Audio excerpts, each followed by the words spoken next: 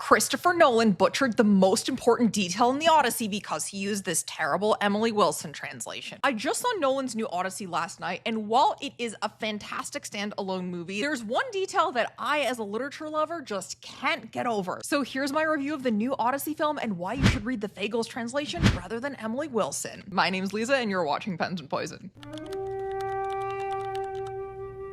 Okay, so let's get the good things out of the way first. To Nolan's credit, this is a fantastic standalone film. It's fun, it's engaging, it didn't really feel like a 3-hour movie. All the plot points were very cohesive. The world of the Odyssey film works in itself very, very well. In fact, there are a lot of things that were quite true to the book that I really did enjoy, and I think it's really, really hard to pull off a great book-to-movie adaptation. And I think, if anything, Nolan did a fairly good job. Obviously, people were upset about the casting. The Helen of Troy casting obviously took me out of the movie just a little bit. Ellen Page also took me out of the movie just a little bit, especially because so much of the Odyssey is a poem about masculinity. I didn't love the Telemachus casting choice. Telemachus is supposed to be 18, 19, and they had a 30-year-old man playing him. Again, it felt a little bit off. Also, I don't understand why they put Travis Scott in as like the poet. I thought that was making some sort of social commentary about contemporary music, but other than that, I'm realizing now I have actually way more complaints about the casting than I thought I did going into this review. But, you know, other than that, again, some really beautiful shots. Most of the movie is very dark, which, again, I have a lot of complaints about how Hollywood in general likes to make very dark films, but that's not specific to the Odyssey itself. That's just, for whatever reason, we've decided that we don't want light and joy in our movies anymore. Movies are not wholesome anymore. I wrote a whole article about that here if you guys want to check that out. But it's a fun movie. I thought the action scenes were fun. They did a good job generally keeping to the storyline. They got most of the trials that Odysseus encounters, which we'll get to in just a second. They missed one really big one that is super, super important to understanding the movie. And I thought they did a good job with kind of Odysseus coming back as a beggar, all of this stuff. It's a good movie. I think I enjoyed it as a film more than I thought I would, because I hate the vast majority of contemporary movies. This one was good. I mean, Nolan's a great director. You can't deny that. The world of Nolan's Odyssey, again, makes sense cohesively as a piece of art. However, it departs from the book in ways that are not just related to the plot line. Nolan completely changes Odysseus's character, and that is my number one complaint with how the movie played out. So the big issue with the movie is that Odysseus is essentially portrayed as this like World War II veteran coming home with a lot of PTSD, and so much of the film centers around his kind of anxiety about the war, his grief for these kind of memories, these flashbacks that keep coming back to him. And there's a little bit of that in Homer's Odyssey, but Odysseus is a completely different character. And I think that Nolan consciously altered Odysseus's character to kind of appeal to a more kind of liberal, sensitive audience, which I really, really don't like, because I hate it when Hollywood alters stories to kind of make them more modern and liberal. Don't even get me started on Wuthering Heights. Odysseus definitely was portrayed as this sort of weaker man. He doesn't have the sort of pride and the hubris that he has in the original. And that is the big thing that really bothered me, guys, because Odysseus's central trait in the Odyssey, in the original poem, is that he is prideful, is that he has so much hubris. And that's why so many ancient Greek stories center around this idea of hubris, because it was a really big question for the ancient Greeks, who valued pride and valued glory. And one of the central questions that so many of their stories ask is what happens when pride goes too far, when glory goes too far, when it turns into hubris. You have the famous Icarus story of the man flying up to the sun and only get burned down because he essentially is defying the gods. And that is what drives the Odyssey forward. That is essentially the inciting incident of the Odyssey, is Odysseus's hubris, Odysseus's pride,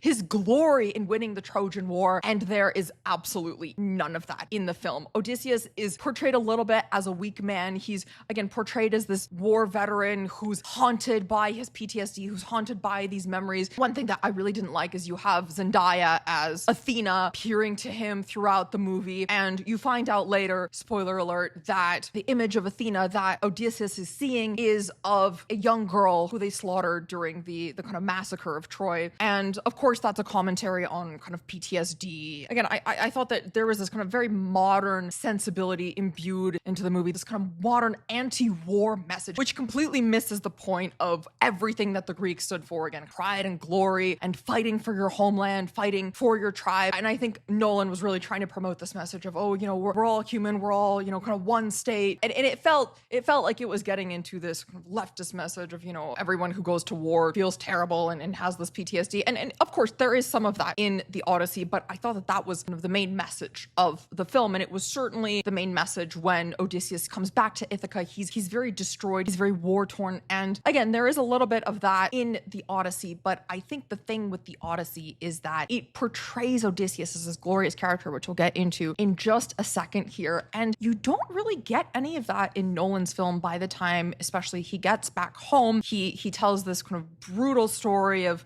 all of his trauma as a warrior and, how it wasn't worth burning down Troy. And there's absolutely none of that in the Odyssey. He is proud that he was the one who thought of the idea to win the Trojan War.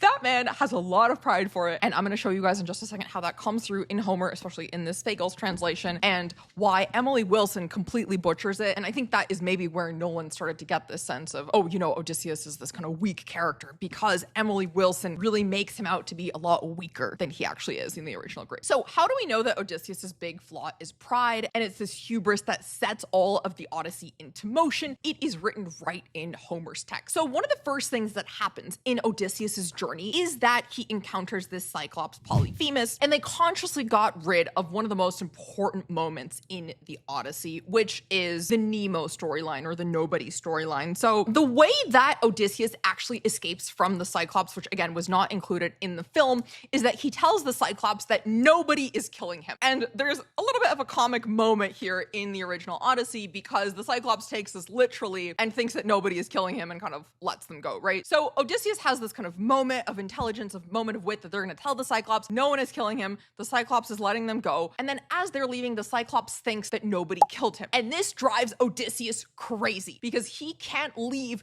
knowing that the Cyclops thinks that it's just a nobody who defeated him, right? He has this pride. He needs to declare to the Cyclops that it is he, Odysseus, the sacker of cities, the raider of cities, who does this to Polyphemus. He needs to declare himself that he's this great warrior. He needs to tell the Cyclops that. That is completely left out in the movie. And that pride is what starts all of Odysseus' struggles and explains why he's stuck at sea for so many years. So in the Fagles translation, Fagles has, "I called back with another burst of anger. Cyclops, if any man on the face of the earth should ask you who blinded you, shamed you so, say Odysseus, raider of cities.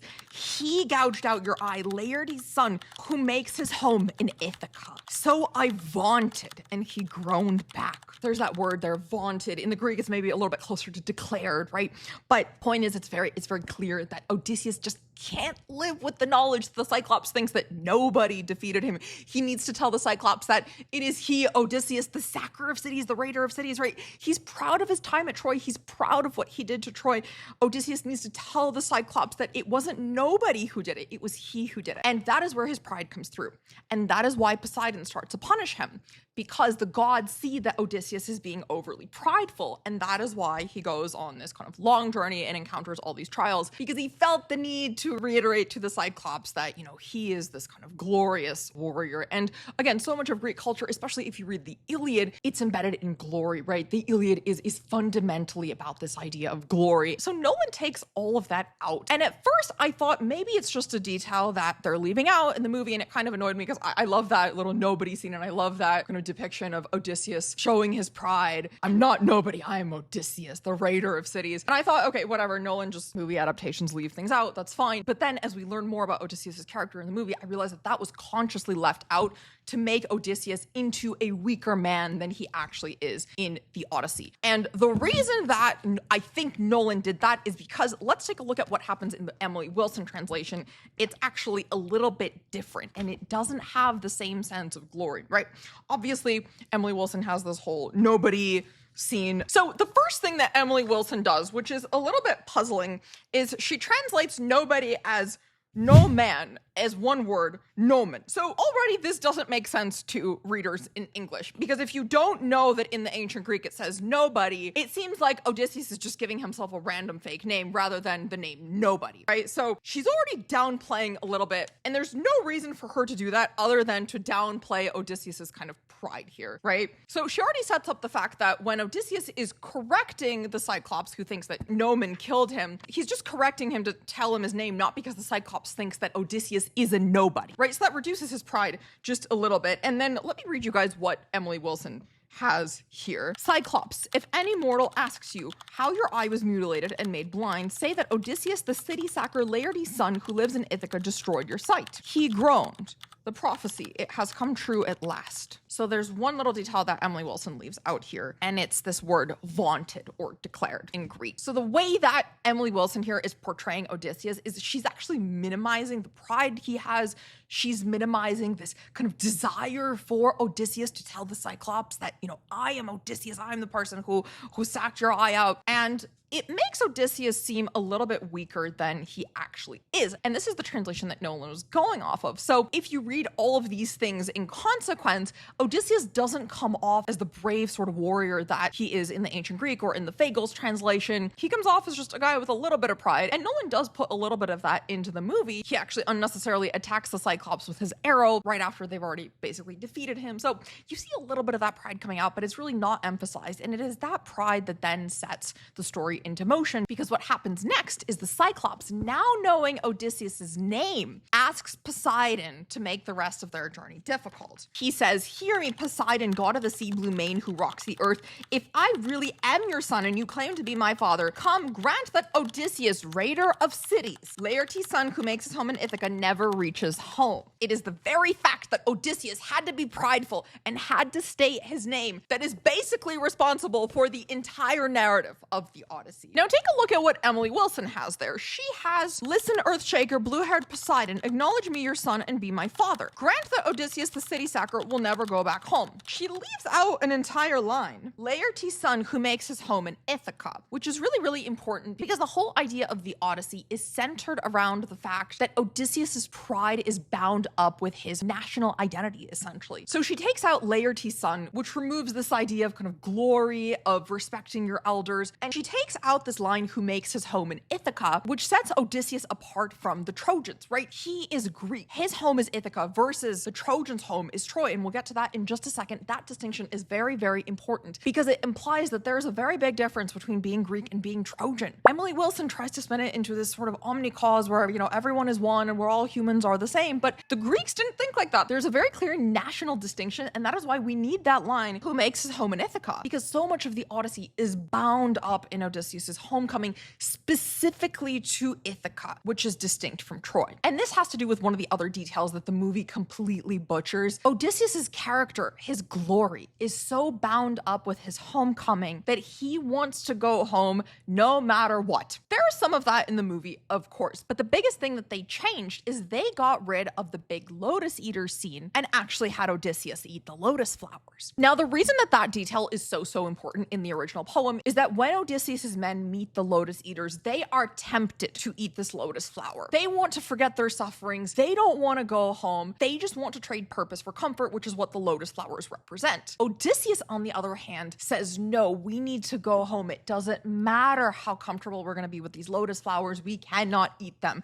And that's one of the big telltale signs of Odysseus' character, is that so much, again, of his pride and glory is bound up with this idea that he needs to go home. It's the nostos, it's the homecoming in Greek, right? But in Nolan's movie, he eats the lotus flower willingly, and Calypso gives it to him for some reason. Calypso says, "You eat it so willingly." At one point, she even has to tell him, "Don't eat the lotus flower, you've had enough of it." And there's this moment in the movie where he just wants to forget everything, where he succumbs to that. And the reason that Nolan, I think, decided to do that is because he wants to portray Odysseus as this, again, World War II veteran with PTSD about the Trojan War. And so he's eating this lotus flower essentially because he wants to forget. And that is very, very different from the character of Odysseus we see in the book, who is strong, who's prideful, who's held on Calypso's island against his will. Here, there's a little bit of a sense that Odysseus, doesn't want to leave. He's maybe, Calypso says, "Oh, it's still in your heart that you want to go," but he wants to continue eating this lotus flower. He's kind of happy. He's forgotten his purpose of homecoming. At no point in the Odyssey does he ever forget his son and Penelope. And that is the prime difference, is that the only reason you would want to forget something like that is, again, if you have this sort of like PTSD from the war and you're a little bit weak. And that's, again, the character that Nolan wants to make out of Odysseus, out of Matt Damon's Odysseus, right?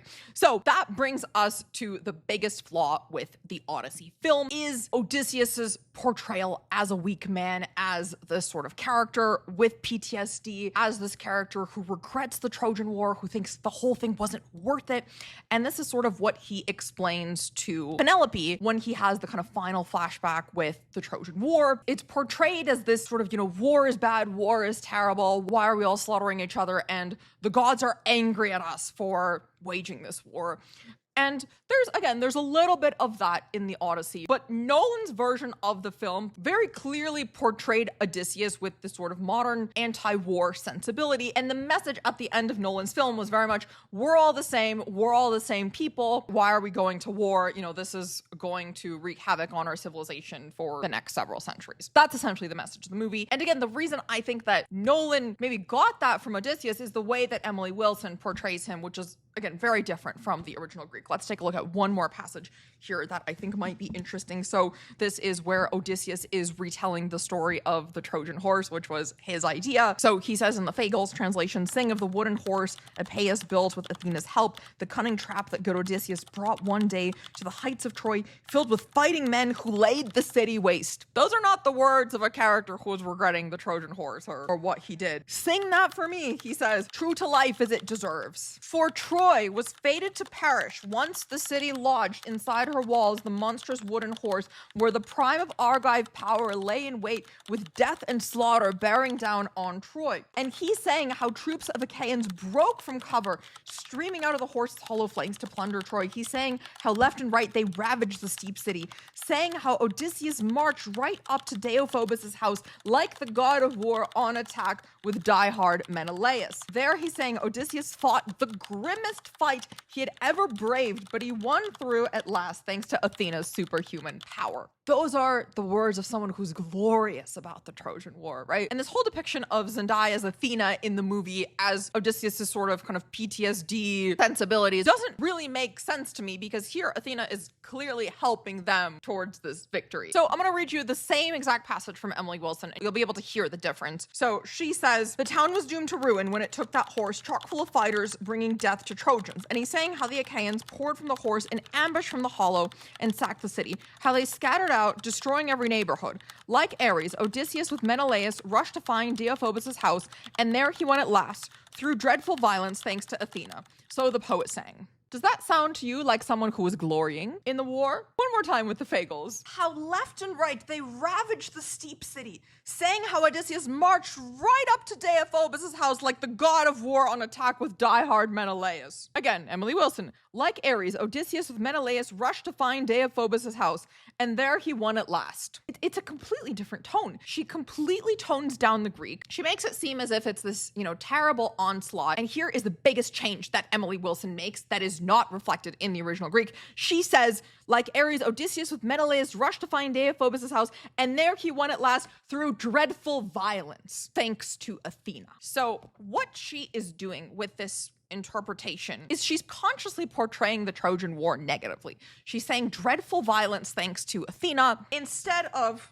Odysseus fought the grimmest fight he'd ever braved, but he won through at last. It's a completely different connotation. Guys, it's a completely different depiction of Odysseus' memory of the Trojan War. One is filled with glory and one is filled with shame. So Emily Wilson essentially turns Odysseus into this sort of shameful wuss. And let me show you guys what the Greek says. Now, I only studied ancient Greek for 6 months, so bear with me, but it says this, I know tata polemon.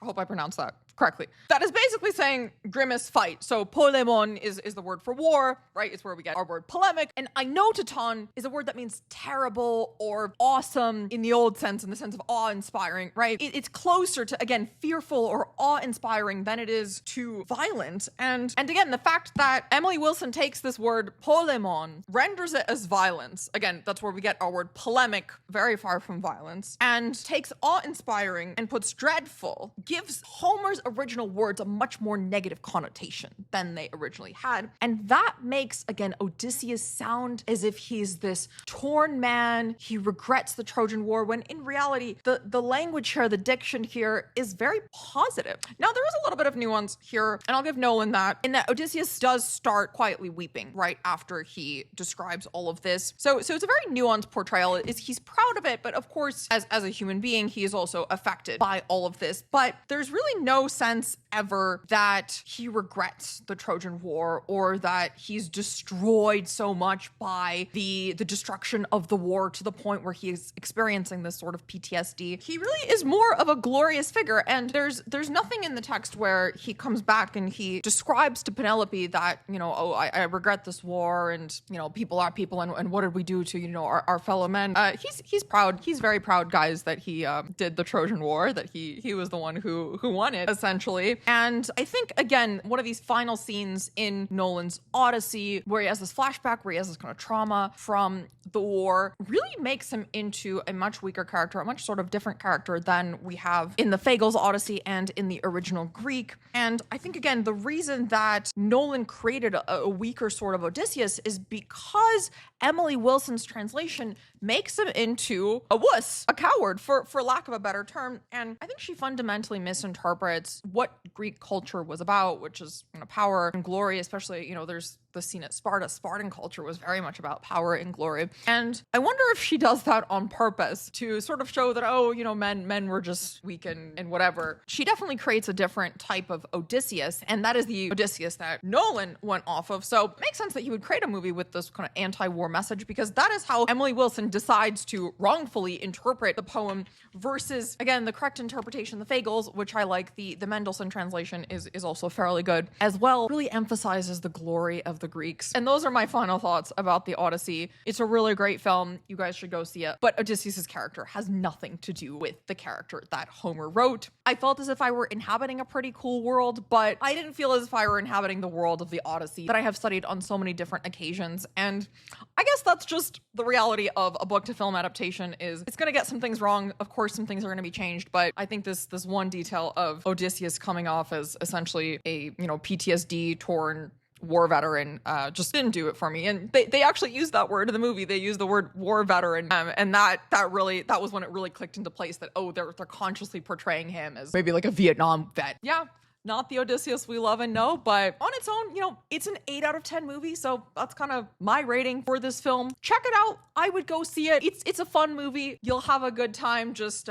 don't expect it to be this Odysseus. And stay away from this translation, please. If you guys enjoyed this video, don't forget to hit that subscribe button, give this video a thumbs up, and if you guys want to see me do more literary movie reviews, let me know in the comments. I do sometimes talk about movies on my Substack, Pens and Poison, which you can check out. I also post about book to movie adaptations on my Instagram, Pens and Poison, and on my X, Pens and Poison. So go check those out. And I want to know, what did you guys think of the Odyssey? Are you gonna go see it? Let me know in the comments, and I'll see you guys in the next Pens and Poison video.